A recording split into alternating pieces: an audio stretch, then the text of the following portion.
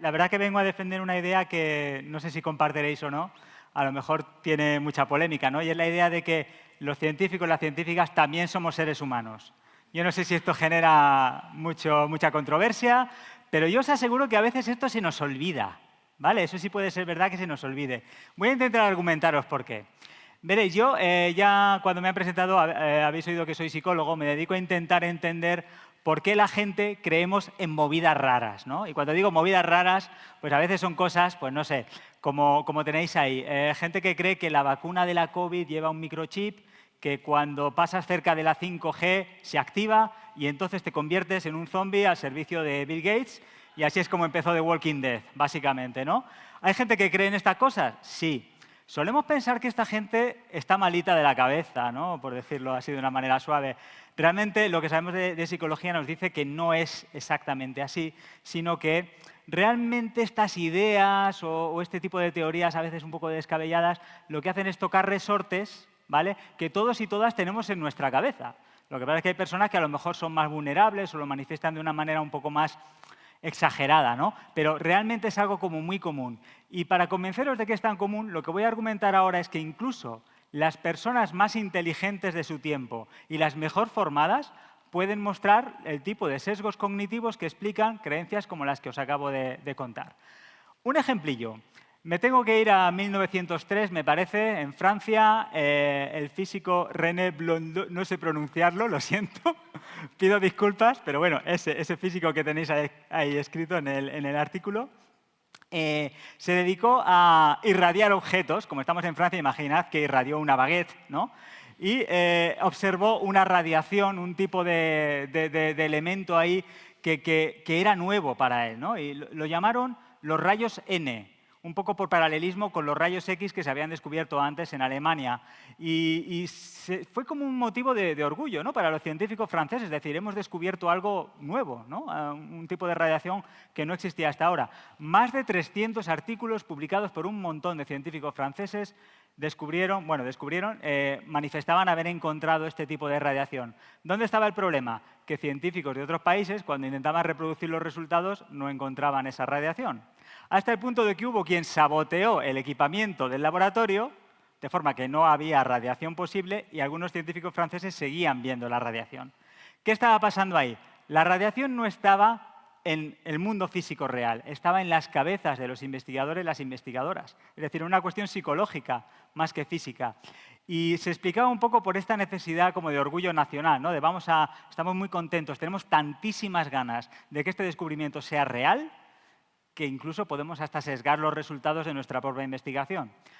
Para que quede claro que, bueno, tampoco voy a hablar de física, que no es mi campo, voy a hablar un poco de psicología, voy a contaros otro caso que viene de ahí, de la psicología. En el 96, un psicólogo social llamado John Barth publicó un artículo donde contaba una serie de experimentos que tenían la siguiente situación. Imaginad, llevaban a los participantes al laboratorio y allí hacían tareas que eran parecidas a pasatiempos, ¿vale?, donde aparecían palabras. Entonces, imaginad que estáis ahí resolviendo juegos de completar palabras y aparecen palabras como, yo qué sé, armario, gato, camión, palabras normales, ¿no?, vamos a decir, no tienen conexión entre ellas. Pero en uno de los grupos, todas las palabras coincidía que tenían que ver con el concepto de la vejez, ¿de acuerdo? Entonces, palabras como jubilación, canoso, abuelo, Juan y medio, ¿no?, cosas que te hagan pensar en ser viejo. ¿Qué ocurría? Pues que es entonces cuando empezaba el experimento realmente. Los participantes tenían que abandonar el laboratorio, tenían que atravesar un pasillo muy largo y lo que hacían los investigadores era cronometrar cuánto tardaban. Y lo que descubrieron es que quienes se exponían, así sin querer, incidentalmente, a las palabras que tenían que ver con la vejez, van caminando más despacito. La teoría que está detrás la llaman priming, más que en concreto priming anciano, ¿vale? Y de lo que va es que cuando activamos en nuestra cabeza determinados conceptos, inconscientemente nuestra conducta se vuelve compatible con esos conceptos. Claro, si estoy pensando en la vejez, pues me marcho de allí andando así como más cansadito, ¿no?, como un viejito cansado.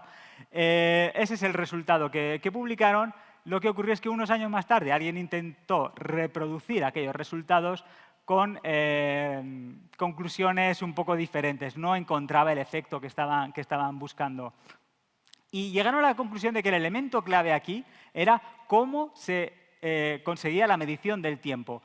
Cuando era un investigador el que cronometraba el tiempo, ahí el problema está en que el investigador sabe cuál es el resultado que se espera que vaya a salir en ese estudio, ¿no? Y entonces aparece el efecto. Pero cuando la medición se automatizaba con un cronómetro automático, pues entonces el efecto desaparecía. De nuevo, el efecto estaba en la cabeza de los investigadores, no era real. ¿De acuerdo? ¿Cómo interpretamos todo esto desde la psicología? Pues bueno, tenemos un montón de conceptos de los que echar mano, pero tal vez el más famoso, que todos y todas seguramente conocéis, es el sesgo de confirmación. El sesgo de confirmación consiste en que las personas tendemos a dar más importancia y a buscar activamente aquella información que confirma lo que ya queríamos creer, ¿no? De esta manera, pues acudimos a las noticias que nos van a dar la razón. Cuando hay información ambigua la interpretamos como compatible con lo que ya creíamos. Lo que ocurre es que aunque los psicólogos, las psicólogas estudiamos a personas, también los científicos y las científicas son personas, por lo tanto, también caen en el mismo tipo de sesgos. Podemos explicar tanto el fenómeno este de los rayos N que os he contado, como el del priming anciano, como ejemplos donde el sesgo de confirmación ha producido pues, una distorsión en las conclusiones de un estudio. Os voy a contar un ejemplo en positivo también de otro campo científico. Yo cuando leí el origen de las especies, era un adolescente muy, muy raro, ¿no? Pero me impactó mucho, ¿vale?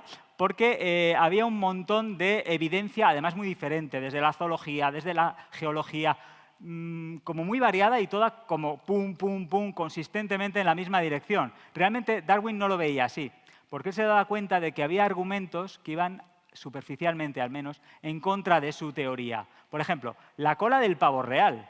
Así a priori parece que no le ayuda a sobrevivir. Más bien esa cola es como un cartelón que tiene ese bicho encima que pone depredadores, comedme porque soy muy guapo pero soy muy torpe. ¿Vale? No voy a salir corriendo.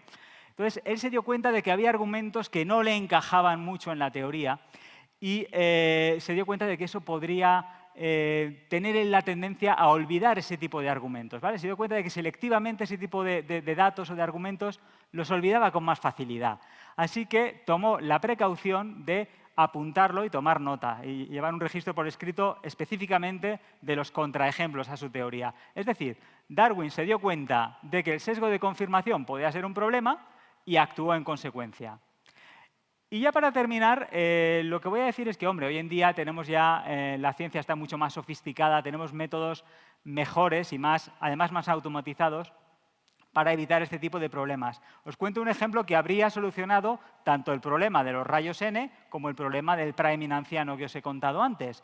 Es algo tan sencillo como la técnica del ciego, del doble ciego. ¿En qué consiste?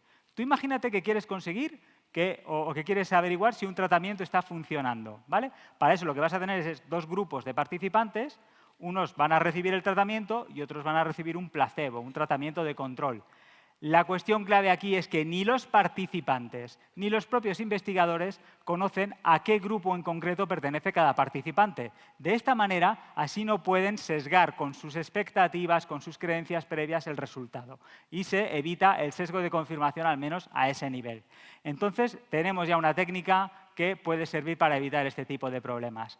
Así que, bueno, la moraleja de hoy va a ser la primera, que por muy listos que nos creamos, por muy científicos que seamos, seguimos siendo seres humanos. Por lo tanto, tenemos el mismo tipo de limitaciones, de sesgos cognitivos que afectan a todo el mundo, ¿vale? No nos libramos. Pero, por suerte, la ciencia hoy en día ya tiene procedimientos, tiene métodos para, de manera bastante sofisticada y bastante eficiente, evitar que esto sea un problema real, ¿de acuerdo?